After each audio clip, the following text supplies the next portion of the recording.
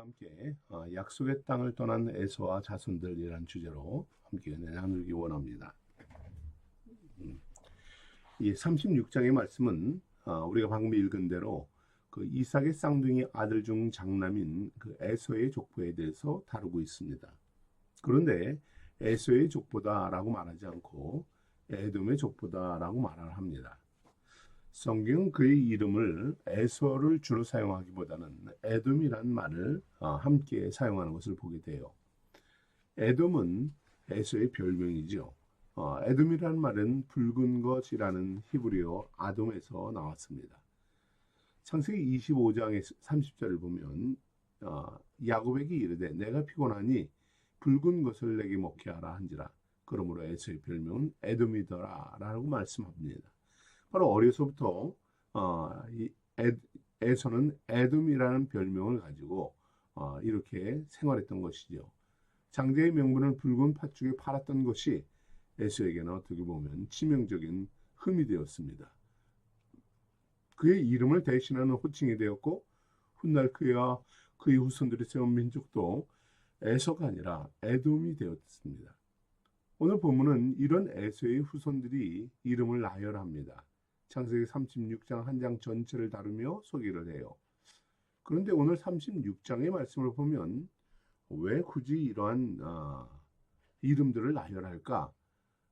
어떻게 보면 에서의 족보는 하나님의 구속사에게 큰 의미가 없는데 왜 이것을 이렇게 길게 설명할까 생각이 됩니다. 또 에서의 족보가 기록된 다른 한 곳도 있어요.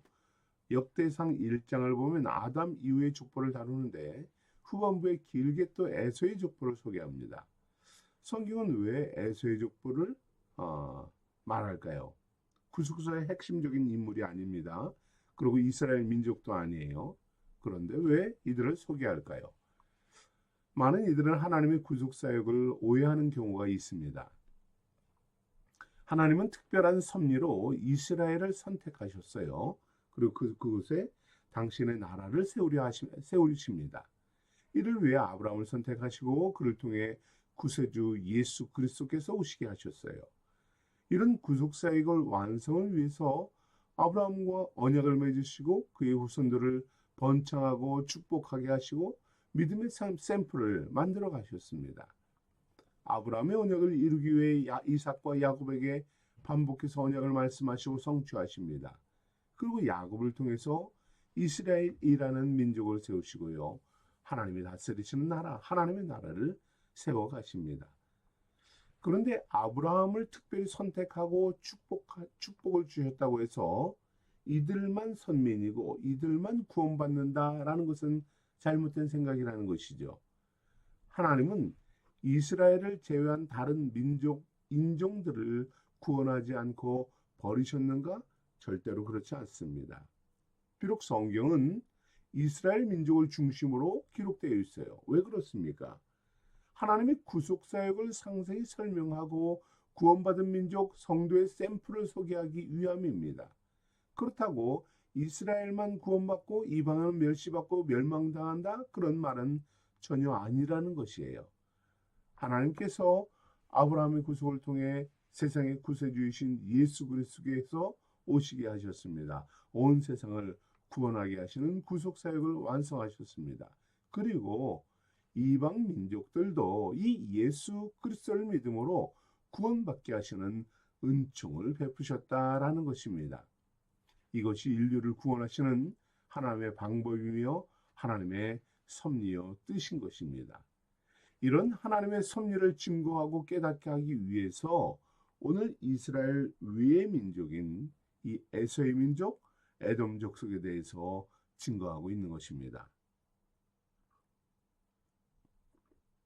특히 오늘 본문에서 하나님은 에서의 후손에 대해서 아주 흥미롭게 증거하고 있습니다. 그는 본래 이삭의 장자이지요. 어찌 보면 언약의 축복을 받을 수 있는 정통성을 가지고 태어난 사람입니다. 그런데 오늘 말씀은 언약의 장자인 에서가 어떻게 언약을 등지고 살았고 언약을 떠나게 되었는지를 소개합니다. 언약과 관계 없는 사람이 된 이유가 성경에 소개되고 있는 것이죠. 야곱, 이스라엘을 언약의 족속으로 세우신 하나님의 섭리가 얼마나 정확하고 옳고 온전한가를 또한 반면에 증거하는 말씀이기도 합니다. 오늘 본문은 하나님의 나라, 언약을 버린 에서가 어떻게 세상 나라를 세우게 되었는지 그 과정을 소개합니다. 에서는 3명의 아내를 통해서 5명의 아들을 낳습니다. 그리고 10명의 손자를 낳지요. 그는 이들을 이끌고 에돔이라는 왕국을 건설합니다. 그런데 에서의 아내들은 누굽니까? 가나안 여인들이에요. 성경은 아브라함과 이삭 그리고 모세 시대까지 가나안 민족의 딸들을 아내로 취하지 말고 며느리로 얻지 말고 딸들도 가나안 사람들에게 시집 보내지 말라라고 반복하며 경고합니다. 이것이 유대인들 이스라엘 민족에게는 아브라함 이후에 정통이 되었습니다. 모두가 가나안 민족과 결혼하고 그들과 함께 혼합되는 것은 하나님을 배역하는 것이요 떠나는 것이요 우상 숭배요 하나님의 심판의 대상이 된다라는 것이 성경의 어떻게 보면 중요한 말씀이었습니다. 왜 가나안 사람과 혼인은 불가하다 하셨을까요? 바로 혈통의 순전함을 위함입니다. 이스라엘은 메시아의 오심을 준비하는 그러한 족속이지요. 믿음의 혈통을 이어가야만 했습니다. 하나님께서 아브라함과 세운 언약을 온전히 신뢰하고 언약의 백성으로 살기 위해서는 이방과 우상 숭배자들과 함께할 수 없다는 것이 성경의 핵심입니다. 자신을 절제하고 선민으로 구별되고 하나님의 뜻에 순종하며 선택된 족속을 세우는 것, 이것이 그들의 사명이었던 것이죠. 그러나 에서는 어떻습니까? 이러한 언약이 선포되자마자 이 언약을 등지고 살아갑니다. 하나님의 언약의 약속에는 관심이 전혀 없는 사람이었지요. 그는 혈통의 순수성이 아니라 자기 마음에 드는 여인과 결혼을 합니다. 아마도 아름답고 풍부하고 자신에게 순종적인 여인을 택한 것이 아닐까 싶습니다. 에서는 가나안 여인을 둘이나 택하며 하나님의 언약에 대한 확고한 거부감을 가지고 있다는 것을 증거합니다. 그런데 흥미로운 점은 하나님께서 아브라함을 가나안으로 인도하여서 그에게 주시며 언약을 세우죠. 그런데 왜 하나님은 이 가나안 사람들은 택하지 않으셨을까? 왜 그들은 하나님의 택함을 받지 못했을까요? 왜 그 땅만 하나님께서는 원하셨을까요? 성경은 가나안에 대해서 이스라엘과 함께 공존할 수 없는 민족임을 말씀하고 있습니다. 창세기 9장에 함이 노아의 하체를 보고 저주를 받습니다. 그런데 함 대신에 함의 아들인 가나안이 그 저주의 대상이 됩니다. 또한 이삭은 야곱에게 가나안 사람들의 딸들과 통혼하지 말며 가나안을 배척하라라고 말을 합니다. 당시 가나안 사람들은 이집트의 영향을 받은 사람들이죠. 하나님은 아브라함에게 가나안을 주시면서 뭐라 말씀합니까? 이곳을 떠나지 말아라. 가나안을 그에게 약속하시면서 이집트나 어떤 어려움이 있더라도 이 가나안 땅을 떠나지 말고 그곳에서 하나님의 언약을 지키고 믿음을 지키라라고 말합니다. 그러나 가나안 사람들은 그 땅에서 하나님을 바라보는 사람들이 아니라는 사실입니다. 이집트의 영향을 받고 중동의 다양한 민족들과 혼합적인 이런 성향을 지닌 민족이에요. 이 영향으로 그들은 다신교를 믿습니다. 특히 몰렉이라는 신을 섬기며 아이들을 제물로 바치는 인신 제사를 드리는 그러한 민족이에요. 성경에서 가나안은 하나님을 대적하는 세상, 우상 숭배의 중심지입니다. 모든 잡신들이 하나님을 대적하는 모든 신들이 모여 있는 그러한 곳이에요. 그러니 하나님은 그곳을 몰아내고 파멸해야 할 족속으로 여기는 것입니다. 하나님께서 아브라함에게 가나안을 주시고 믿음의 땅인 그곳을 언약의 땅으로 바꾸어 주신 것은 믿음의 땅으로 주신 것은 바로 이 세상을 가나안 문화와 악의 세력을 물리치는 족속이 되어라. 그러한 믿음의 사람이 되어라. 라는 이 상징적인 것으로 이러한 말씀으로 그에게 주신 것이라는 말입니다. 바로 영적으로 우리가 살아가는 세상이 바로 가나안과 같은 곳입니다. 하나님의 언약을 거부한 에서가 사랑하고 아름다움을 찾고 삶의 근거지로 둔 곳이 바로 이 가나안입니다. 세상 사람들은 에서와 같이 이 땅에서 행복을 추구합니다. 복을 누립니다. 만족해합니다. 그러나 하나님은 믿음의 성도들에게 이 가나안의 삶을 살아가게 하시면서 무엇을 말씀합니까? 바로 영적으로 이 세상을 지배하라라는 것입니다. 아브라함의 믿음으로, 아브라함의 언약으로 이 가나안의 악한 영들을 무찌르고 정복하며 다스리며 이곳이 하나님의 나라가 되게 하라라는 것입니다.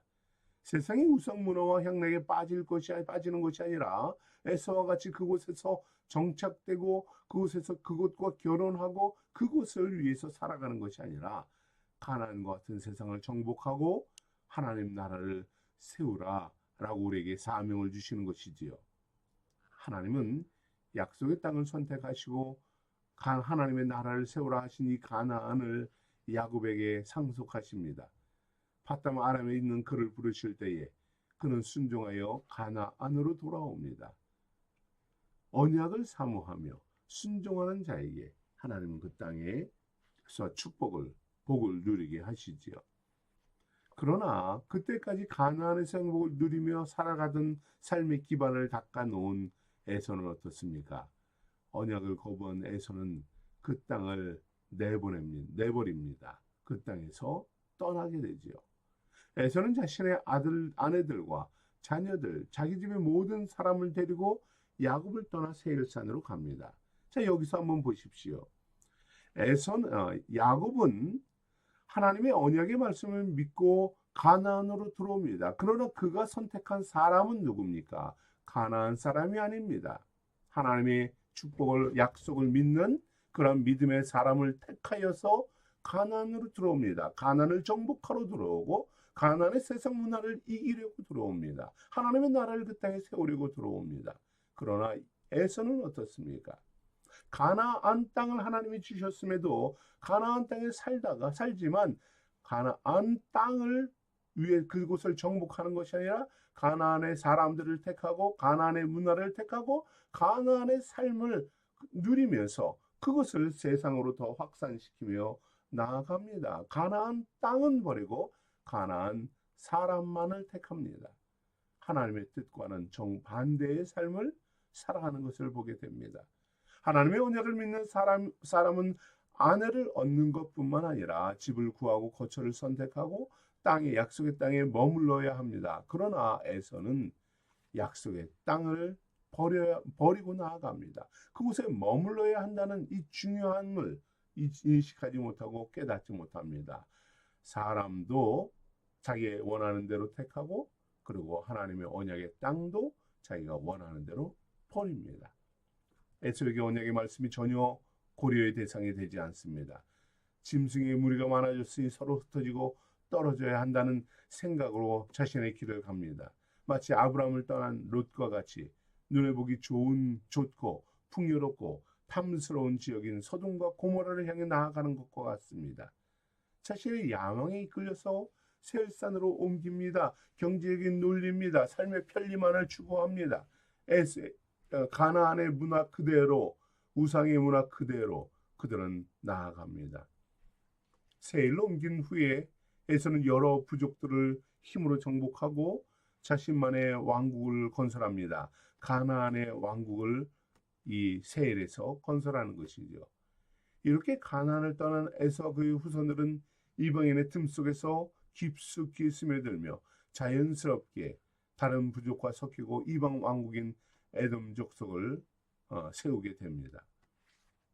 하나님의 나라를 세우는 아들로 태어났어요.